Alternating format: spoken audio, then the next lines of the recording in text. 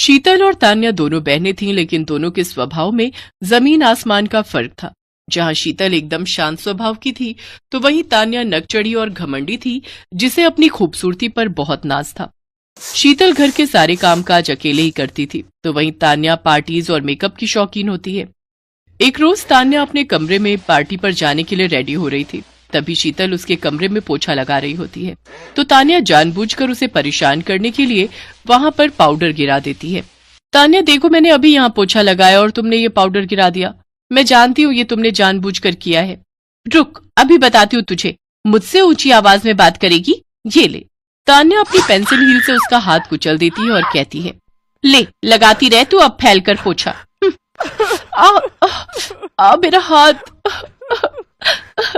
बेचारी शीतल रोती रह जाती है।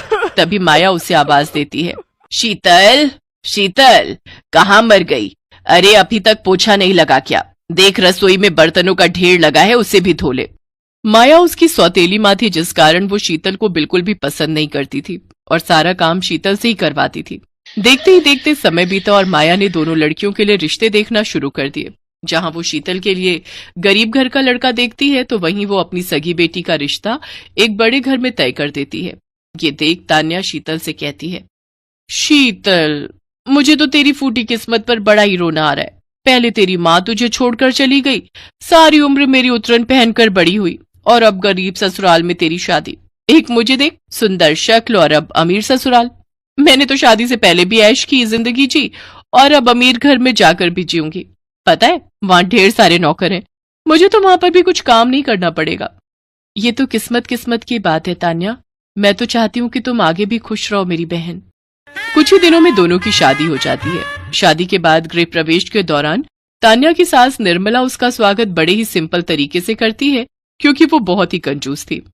आओ बहू, अब इस कलश को पैर से गिराकर अंदर आ जाओ। तो वहीं दूसरी तरफ शीतल की सास शांति फूल बिछाकर और हाथों में पूजा की थाली लिए अपनी बहू का स्वागत करती है।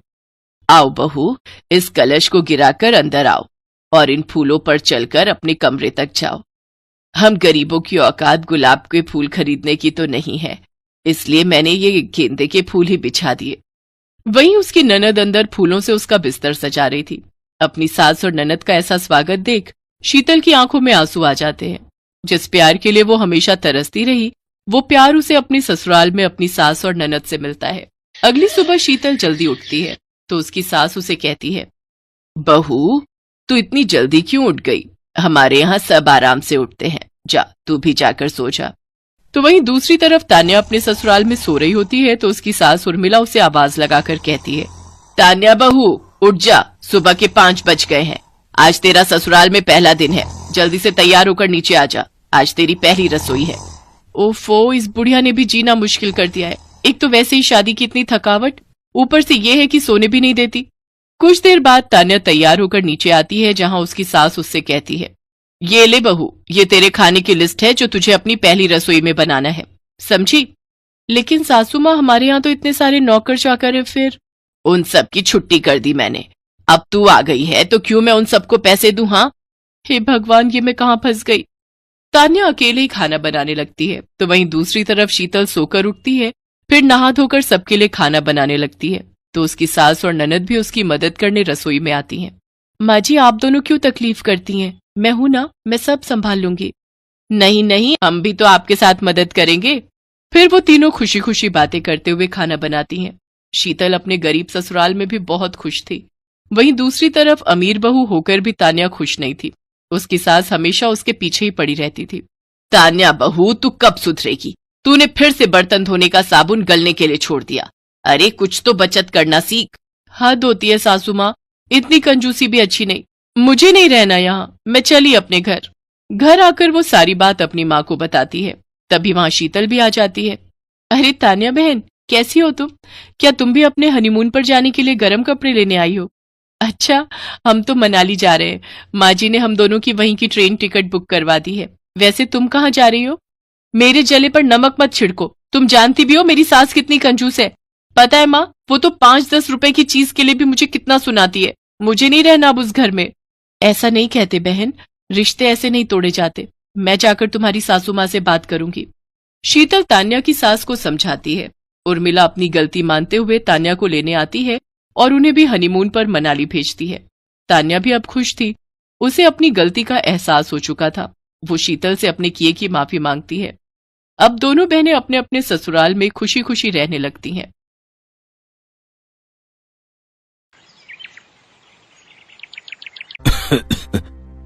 विष्णु, मेरे पास आओ बेटा। जी बाबूजी, मैं यहीं पर हूं आपके पास। एक दिन तो सबको जाना है, मेरा भी वक्त आ गया है। लक्ष्मी, तुम भी मेरे पास आकर बैठो बेटी। अब सुंदर कहाँ है? भैया रास्ते में है बाबूजी, बस पहुंचते ही होंगे। वो भी आ जाता तो ठीक रहता। तुम सबको एक जरूरी बात बतानी थी, कहीं उसके आने से पहले मेरे प्राण न निकल जाएं। ऐसा न कहिए पिताजी, आपको कुछ नहीं होगा। भैया भाभी बस आते ही होंगे। आएंगे, जरूर आएंगे वो, पर मेरे चले जाने के बाद और आते ही अपना हिस्सा मांगेंगे। अच्छे से जानता हूं उन दोनों को। तुम दोनों बहुत भोले हो और वो दोनों एक नंबर के चालाक। खैर, अब जो मैं बताने जा रहा हूं उसे ध्यान से सुनो। मैंने इस तरह बंसीलाल स्वर्ग सिधार गए और उनकी बात अधूरी ही रह गई। विष्णु और लक्ष्मी फूट फूट कर रोने लगे। बंसीलाल के दो बेटे थे। बड़े बेटे का नाम सुंदर और उसकी पत्नी मालती थी, जबकि विष्णु उनका छोटा बेटा था और उसकी पत्नी लक्ष्मी थी। बंसीलाल हमेशा से विष्णु के घर पर ही रहते थे। विष्णु और लक्ष्मी उनकी खूब सेवा करते थे, जबकि सुंदर और मालती को तो हमेशा से बस बंसीलाल की जमीन जायदाद से ही मतलब था। जैसा कि बंसीलाल ने कहा था, उनकी मौत के बाद सुंदर और मालती वहाँ पहुँचे। विष्णु, पिताजी चल बसे क्या? जी भैया, हम अनाथ हो गए भैया। बाबूजी नहीं रहे। अब कोई बात नहीं, हिम्मत रख भाई। अच्छा ये बता, पिताजी ने जाते हुए कुछ कहा क्या? नहीं तो मतलब, अरे वही अपनी जमीन या खेत के बारे में कुछ? नहीं भैया, इस बारे में तो कुछ नहीं कहा। हाँ तो ठीक है ना, आप दो ही भाई तो हो, आधी आधी बांट लो जमीन। भाभी, अभी अभी पिताजी का देहांत हुआ है, ये सब बातें बाद में भी तो हो सकती हैं। हाँ, तो मैं कौन सा बिल्कुल अभी कागज पत्तर मांग रही हूँ। सुंदर और मालती एक नंबर के लालची थे। सुंदर बहुत पहले ही पैसे कमाने के चक्कर में शहर चला गया था और शहर में रहकर उसने अच्छा खासा पैसा भी कमा लिया था, जबकि विष्णु सिर्फ इसलिए गांव में रहा ताकि वो अपने पिता की देखभाल कर सके और खेती बाड़ी संभाल सके। इस तरह से सुंदर के मुकाबले विष्णु हमेशा से ही गरीब ही रहा। लेकिन इस बात का न तो विष्णु को कोई अफसोस था और न ही उसकी पत्नी लक्ष्मी को। दोनों ने मिलकर बंसीलाल का बहुत अच्छे से ख्याल रखा और उन्हें कभी कोई कमी नहीं होने दी। जबकि अमीर होने के बावजूद सुंदर और उसकी पत्नी मालती एक नंबर के कंजूस और लालची थे। उन्होंने जीते जी तो कभी बंसीलाल की सुध नहीं ली, लेकिन अब उनके देहांत के बाद अपना हिस्सा मांगने जरूर पहुंच गए थे। विष्णु, अब तो सारे काम निपट गए हैं और मेरी छुट्टी भी खत्म होने वाली है। तो आओ, अब जरा बंटवारा कर लेते हैं। भैया, बंटवारा करना जरूरी है क्या? और नहीं तो क्या विष्णु भैया, आप तो रहते हो गांव में, अपनी जमीन की देखरेख कर ही लोगे, पर हम शहर से कहाँ आते रहेंगे बार बार। इतना टाइम थोड़ी ही होता है हमारे पास। अब बंटवारा हो जाए तो हम अपने हिस्से की जमीन बेचकर निश्चिंत हो जाए और फिर चले जाए वापस। भाभी, तो क्या गांव से कोई नाता नहीं रखोगी? अब यहाँ गांव में है ही क्या लक्ष्मी, पहले पिताजी थे तो फिर भी आना जाना हो जाता था, अब क्या ही करना है यहाँ आकर। मालती और सुंदर ने जिद ठान ली थी कि बंटवारा तो होकर रहेगा, और फिर बंटवारे से ठीक एक दिन पहले। सुनो जी। हाँ बताओ। मेरे पास एक कमाल का आइडिया है। अगर हम कुछ ऐसा करें कि विष्णु अपनी जमीन भी हमें बेच दे तो कैसा रहेगा? पर वो अपने हिस्से की जमीन हमें क्यों बेचेगा? और हम क्या करेंगे इतनी सारी जमीन का भाई? हम क्या करेंगे मतलब? अरे सारी जमीन बेच बाच कर शहर में बढ़िया घर और चमचमाती गाड़ी लेंगे, और क्या। पर ऐसा होगा कैसे भाई? मालती ने सुंदर को अपने दिमाग की सारी खुराफात बता दी। फिर अगले दिन सुंदर सुबह विष्णु से बोला, विष्णु क्या कर रहे हो? खेत जा रहा हूँ भैया, बीज बोने हैं। अच्छा, तो तुम मेरे साथ तहसील नहीं चलोगे क्या? तहसील? वहाँ क्यों जाना है भैया? अरे वो पिताजी का मृत्यु प्रमाण पत्र लेकर जमीन अपने नाम ट्रांसफर करवानी पड़ेगी ना। ओहो, भैया आप ही देख लो ना ये सब, मुझे वैसे इन सब के बारे में क्या पता। चलो ठीक है, मैं अपने हिसाब से देख लूंगा। भोला भाला विष्णु सुंदर पर बहुत भरोसा करता था। आखिर दोनों सगे भाई थे।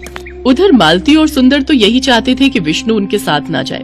मालती और विष्णु उस दिन तहसील के बहाने सारा दिन घूमते रहे और फिर शाम को अपने प्लान के मुताबिक वो घर में दाखिल हुए। अरे भैया भाभी आ गए आप लोग? थक गए होंगे ना, पूरा दिन लग गया आज तो। अरे पूछो मत, पूरा दिन धूप में परेशान हो गए। और हासिल क्या हुआ? ढेला ढेला ही मिलेगा ना, पिताजी ने हमारे लिए कुछ नहीं छोड़ा। कुछ नहीं छोड़ा? मतलब पिताजी हमारे लिए इतनी सारी जमीन छोड़ तो गए हैं ना?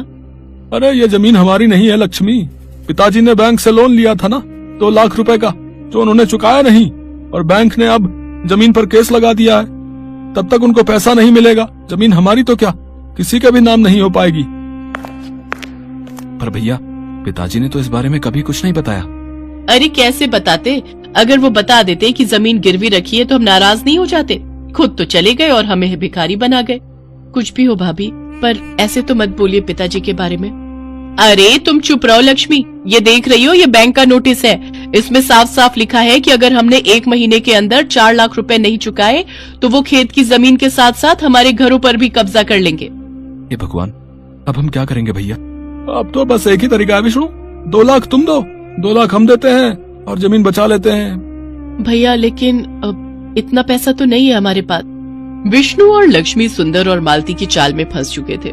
वैसे एक तरीका है जिससे काम बन सकता है। हाँ, तो जल्दी बताओ ना। अगर ये दोनों अपने हिस्से की जमीन बेच दें तो काम बन सकता है। पर हम जमीन कैसे बेच सकते हैं? आप ही ने तो बताया कि जमीन पर केस है। हाँ, कोई और तो नहीं ले सकता, लेकिन हम तो ले सकते हैं। अगर तुम दोनों अपने हिस्से की जमीन हमें दे दो तो मैं अपने भैया से 2 लाख रुपए लेकर बैंक के पैसे चुका दूंगी, और फिर जब जमीन पर केस खत्म हो जाएगा तो उसे बेचकर अपने भैया के पैसे चुका दूंगी। भाभी, ऐसे तो हमारे पास जमीन ही नहीं रहेगी। अरे नहीं, ऐसा मत सोचो। वो नदी के पास अपना छोटा खेत है ना, ऐसा करो उसे तुम ले लो, उसी पर खेती करो। तुम मेरे भाई हो, इतना तो मैं कर ही सकता हूँ तुम्हारे लिए। बस एक वही ऐसा खेत है जो गिरवी नहीं है। मालती और सुंदर ने बहुत गहरी चाल चली थी। उधर विष्णु और लक्ष्मी सोच रहे थे कि उनके भैया भाभी ने उनका घर बिकने से बचा लिया है। फिर वैसा ही हुआ जैसा तय हुआ था। लक्ष्मी और विष्णु ने अपने हिस्से की जमीन मालती के नाम कर दी और खुद नदी के पास वाले खेत में खेती करने लगे। फिर कई दिन बीत गए। मालती और सुंदर सारी जमीन मिलने से खुश थे, तो विष्णु और लक्ष्मी भी अपना घर बच जाने की बात से संतुष्ट थे। लेकिन वो कहते हैं ना कि जो जैसा बोता है वैसा ही काटता है। एक दिन सुबह सुबह नदी के पास वाले खेत में, लक्ष्मी, लक्ष्मी, जल्दी इधर आओ। क्या हुआ जी? ये देखो, खेत में जुताई करते हुए मुझे क्या मिला? जुताई में विष्णु को एक लोहे का बक्सा मिला था जिसमें ढेर सारे सोने के सिक्के भरे हुए थे। तो वहीं दूसरी तरफ ठीक उसी वक्त शहर में मालती के घर की घंटी बजी। ये घर सुंदर का है? जी हाँ, आप कौन? हम लक्ष्मी सागर बैंक से आए हैं। आपके पिता बंसीलाल ने 4 लाख रुपए का लोन लिया था हमसे, और उन्होंने उसकी सिर्फ 3-4 किश्तें ही चुकाई हैं। हम गांव में आपकी खेती की सारी जमीन अपने कब्जे में ले चुके हैं और उसकी नीलामी करेंगे। अगर आप चाहते हैं कि हम ऐसा ना करें तो आपको सूद समेत कुल 9 लाख रुपए भरने पड़ेंगे, वो भी 3 महीनों के अंदर। सुंदर आए तो उन्हें ये बात बता देना। मालती को समझ नहीं आ रहा था कि आखिर ये सब क्या हुआ और कैसे हो गया, लेकिन सच तो यही था कि अब जाकर हुआ था असल मायने में बंटवारा। जिसने जो बोया था वही उसे मिल रहा था।